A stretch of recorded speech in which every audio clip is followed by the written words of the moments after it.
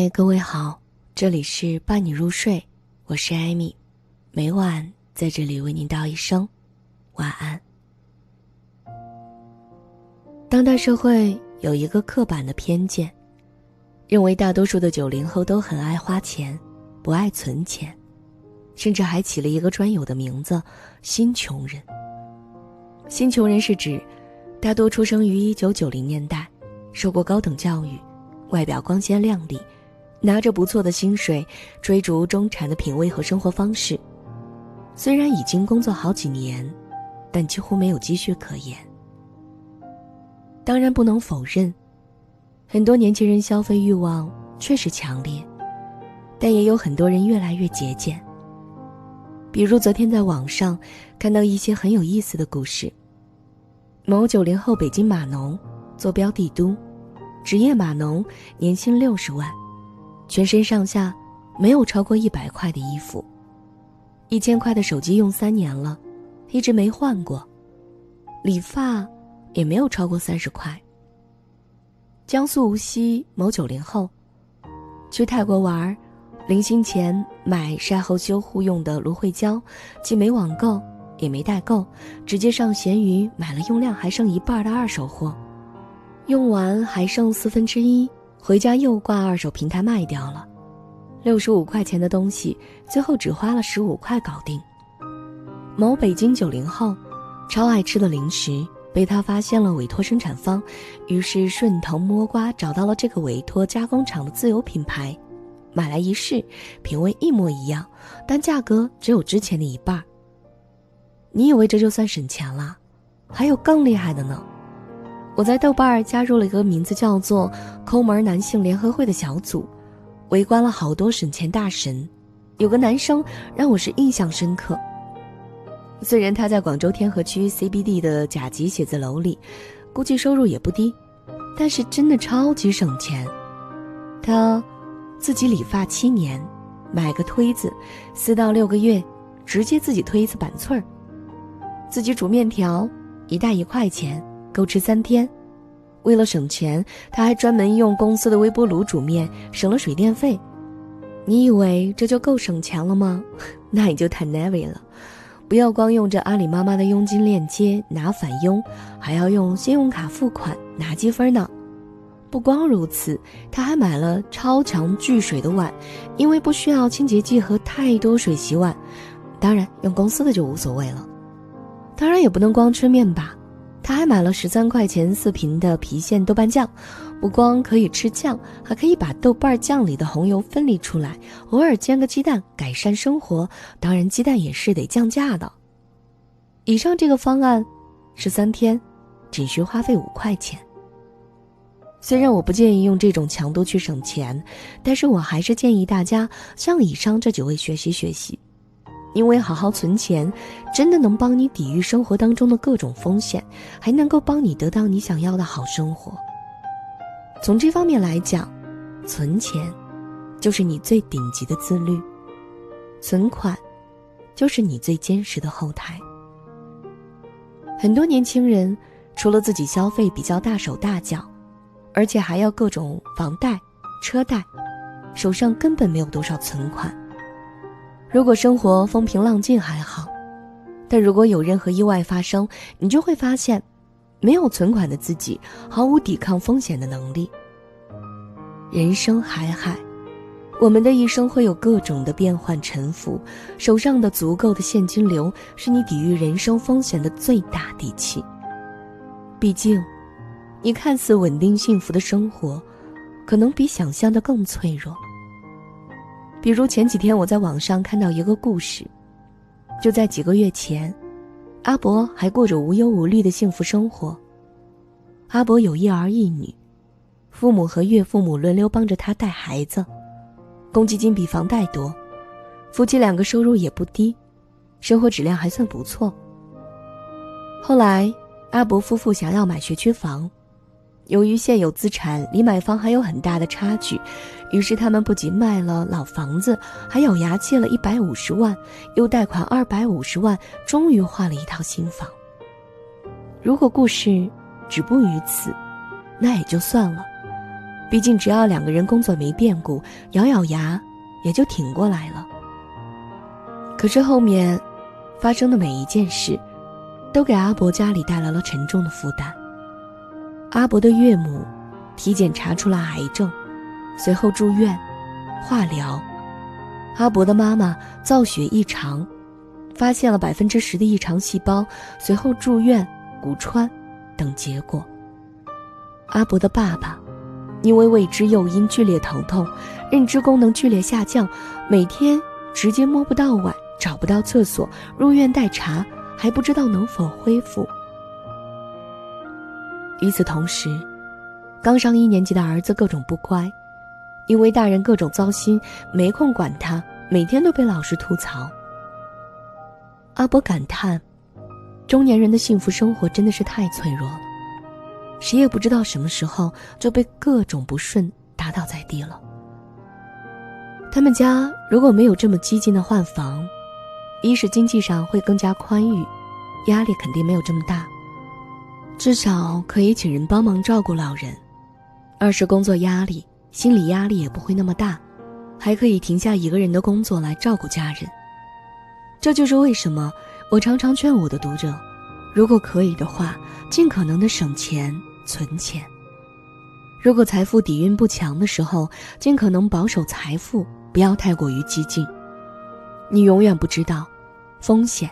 什么时候到来，有钱才意味着扛得住。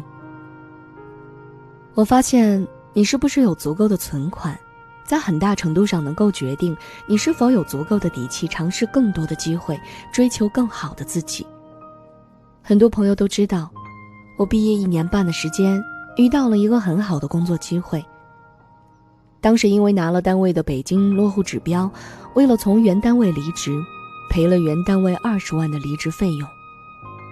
当时很多同事和朋友都感觉不可思议，毕竟我们单位当时工资很低，月薪4900元。像我这样一个来自于山东小城普通家庭的孩子，怎么可能一下子拿得出20万的违约金呢？很多人可能想不到，从我确定了离职的想法，到给单位财务打过去20万，办完各种手续，实际累计时间都没有超过1周。因为我当时做公众号已经1年多了，已经有了一定的收入，再加上我写的专栏特别勤奋，最多的时候除了自己做的公众号，还同时给5个专栏供稿。2018年上半年，我每个月的副业收入就已经接近了4万了。但因为毕业时间太短，再加上业务起色不久，我当时手上只有区10万块。但因为好歹有着10万，再加上预期收入还算不错，朋友完全没有犹豫，借给了我10万。很快我换了工作，税前年薪暴增到近40万。加上那段时间我们公众号的增量不错，所以当我毕业2年的时候，我的收入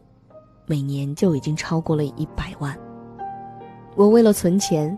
还专门申请了一张银行卡，我的每一笔收入都会进行强制的储蓄，直接把30%的收入存进这张卡用来还钱，完全不去动用这笔钱。不到3个月，我就还清了所有的欠款。事情很快进入到了正向循环。当我手上存了超过30万的时候，我终于决定离开上一份工作，出来创业。我之所以有这个底气，就是因为我发现即便完全没有收入，哪怕生活的稍微宽裕一点，再加上给2个助理发工资，30万的存款也足够我在北京用1年了。创业这半年以来，手里有钱，心里不慌，再加上正向的现金流，我们积极进行了很多业务上的尝试，团队规模变大了，收入也取得了相当的增长。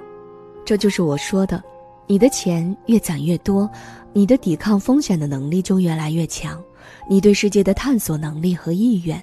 也就越来越强。相应的，你看待世界的心态也会越来越积极从容，你实现自我价值的能力也就越强。我想起了一个故事，1950年左右，后来的大作家哈伯里，当时还在英国的航空公司担任着票务人员。他很热爱写作，但因为生活所迫，只能在空余时间进行创作。他深知这样写作根本不可能取得什么大成就，这让他无比痛苦。这时，他的2位纽约的朋友布朗夫妇决定助他一臂之力。他们认为哈伯里是一个被生活埋没的才女，于是就把一张支票作为圣诞礼物送给了他。这张支票的金额相当于他的1年的工资。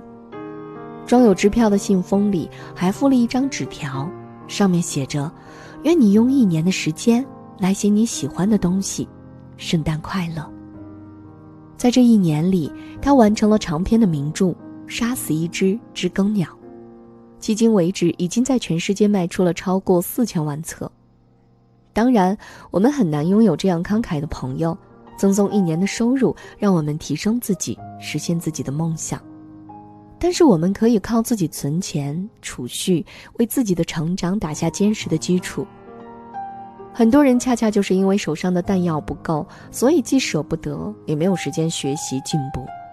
每天只能盯着自己的饭碗，没有办法尝试任何潜在的机会，甚至连买1节99元的线上课都要谨小慎微。当然还有一些人宁可花大几百块钱买一件衣服，或者跟朋友出去吃饭 K 唱，也不舍得买一本50块的好书，上一个99元的课程，这就很可能会与原本能启发自己的知识擦肩而过，那就太可惜了。所以我劝你还是好好存钱，充足的存款会让你的格局大得多，能让你的目光不再只盯着饭碗享乐，而是调动着思维，寻找自己的破局点，尽可能走上一条快速成长的道路。要知道，你的每一分钱都是在为你想要的世界投票。记得前一段时间，我在跟朋友聊关于互联网的话题的时候，他说：老师，我觉得有一件事太可怕了，每一块手机屏幕后面都有着上千以上的人在做团队，在研究如何击溃你的意志力。他们会使用各种强大的技术能力、心理研究，引导你心甘情愿地把更多的时间和金钱花在他们的产品和商品上。他们每天研究你的喜好、需求，把五花八门的商品内容推送到你的面前，引导你买一堆根本不需要的东西。即便你今天剁手，明天后悔，也乐此不疲。结果就是你用辛辛苦苦赚来的血汗钱，买了一堆用不上的东西。除此之外，还有很多媒体、名人在鼓吹各种鼓励高消费，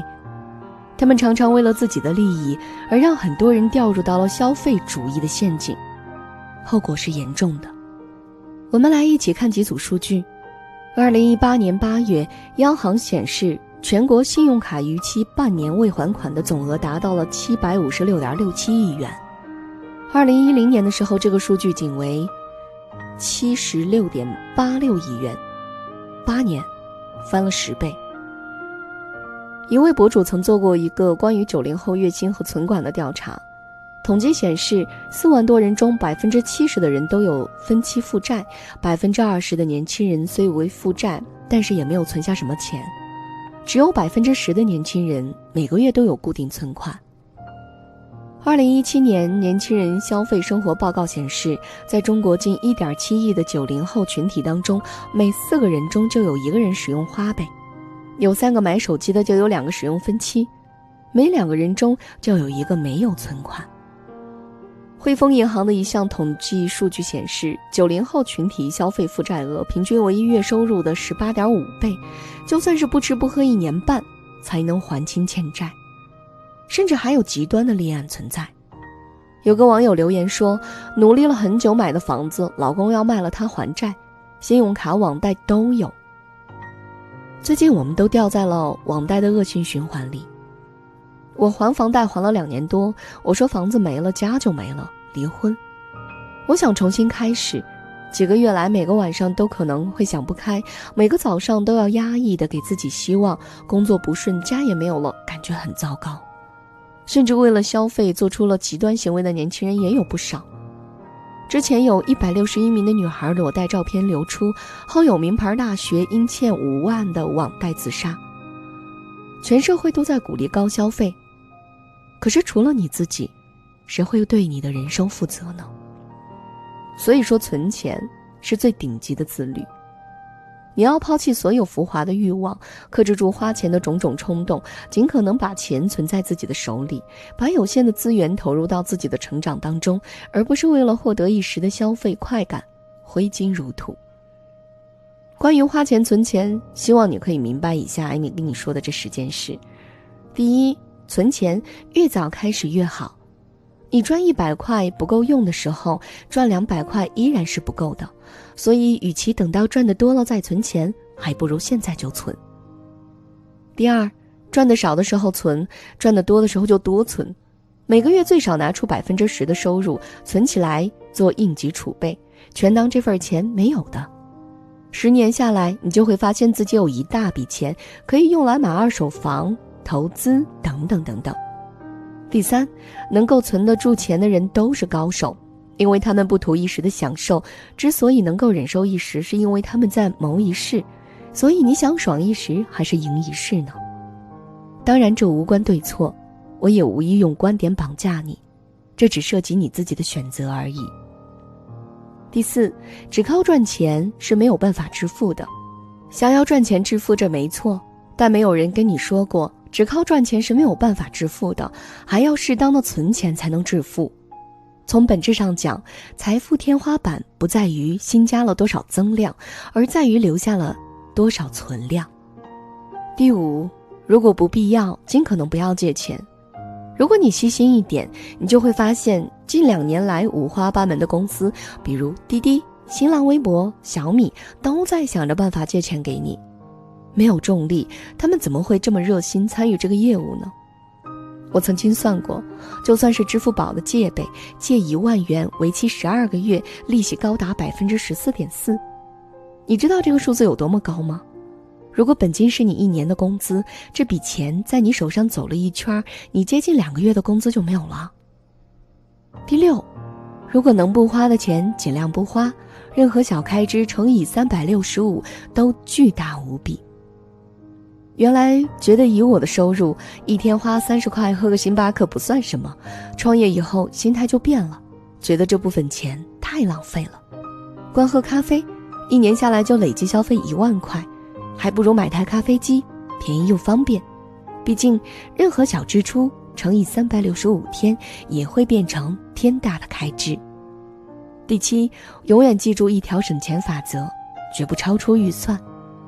不管商家说的多么天花乱坠，对你多么的热情可亲，只要购买价格高于你的预算，那就只有2个字：不买。我之前买电视，我发现商家都会用各种复杂的套餐促销套路我，对我极尽热情的嘘寒问暖。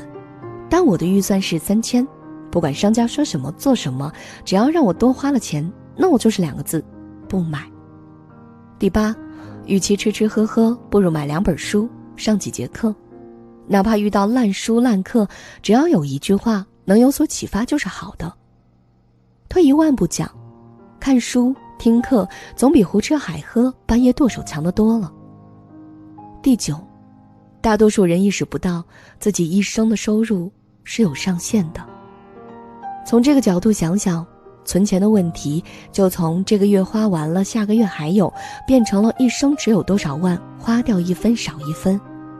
换一个视角看问题，你就会发现自己其实是在吃存量，早晚都会坐吃山空的。第10，不要用消费来获得快感，要用存钱来获得快感。你想想，账户余额上的数字越来越大，不香吗？这里是伴你入睡，我是艾米，每晚在这里给您道一声